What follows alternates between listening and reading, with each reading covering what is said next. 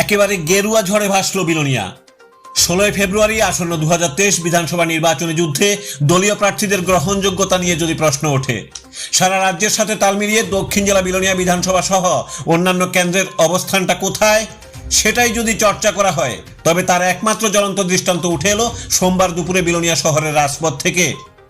আসন্ন বিধানসভা নির্বাচন উপলক্ষে ভারতীয় জনতা পার্টির বর্ণাঢ্য র্যালিতে হাতির পায়ের থপ থপ শব্দ এবং বিজেপি নেতৃত্ব ও কার্যকর্তাদের হুঙ্কারে একেবারে গেরুয়া ঝড়ের সুনামি উঠল বিলোনিয়া শহর জুড়ে।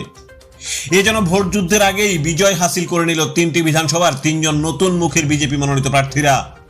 সোমবার নমিনেশন দাখিলের শেষ দিনে একেবারে ঘটা করে বিলোনিয়া বনকর বাজার থেকে শুরু করে বিলোনিয়া মহকুমা শাসক কার্যালয়ে এসে মনোনয়নপত্র দাখিল করলেন বিজেপি মনোনীত প্রার্থীরা। রাজনৈতিক প্রেক্ষাপটে দাঁড়িয়ে আজ মনোনয়নপত্র দাখিলের শেষ দিনে বিরোধী দলগুলির ভূমিকা ছিল একেবারে মেঘলা আকাশের কোণে সূর্য কিরণের উকি দেওয়ার মতো। যাই হোক, বিজেপি মনোনীত প্রার্থী হিসেবে 35 বিলোনিয়া বিধানসভা কেন্দ্র থেকে গৌতম সরকার, 34 রাজনগর কেন্দ্র থেকে স্বপ্না মজুমদার এবং 37 শীর্ষমুখ কেন্দ্র থেকে দীপায়ন চৌধুরী ওনাদের মনোনয়নপত্র জমা দিলেন নির্বাচনী আধিকারিকের নিকট।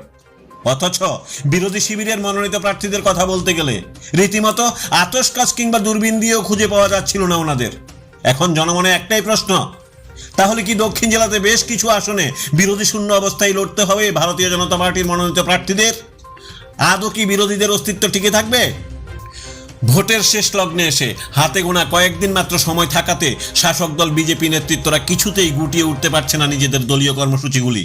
অথচ এই মুহূর্তে দাঁড়িয়েও বিরোধীদের সাংসারিক অশান্তি এবং নানান টালবাহানার জন্য নিজেরাই হাস্যকর হয়ে উঠছে জনমনে। সাফ কথা বলতে গেলে একটি কথা একেবারেই স্পষ্ট, ভোটদান যেহেতু মানুষের গণতান্ত্রিক অধিকার, আর এই অধিকার যেহেতু কোনো খেলনা নয়, সুতরাং ভোটদাতাদের ভোট নিয়ে যে যেভাবেই খেলুক বা না খেলুক, আজকের এই ডিজিটাল ভারতে জনগণরা যে বিচার বুদ্ধিহীন নয় সেটা আর বলার অপেক্ষা রাখে না। এখন সব দিক বিচার করে গণদেবতাদের ভোটের আশীর্বাদ কাদের মাথায় পড়বে সেটা দেখার জন্য চোখ রাখুন সাফ কথার পর্দায়। ভারতীয় জনতা পার্টির পক্ষ হয়ে 35 বিলোনিয়া মণ্ডলের প্রার্থীপদ আমি দিতে যাচ্ছি। আমরা এই বিধানসভায় প্রায় 30,000 ভোটার এবং সাধারণ জনগণ রাস্তায় নেমেছে আমাদের সঙ্গে পায়ে পা মিলিয়ে, হাতে হাত মিলিয়ে, জয়ধ্বনি দিয়ে ভারতীয় জনতা পার্টিকে জিতানোর জন্য আওয়াজ করে আমাদের সঙ্গে হেঁটেছে। তাই আমি বিলোনিয়াবাসীর কাছে কৃতজ্ঞ।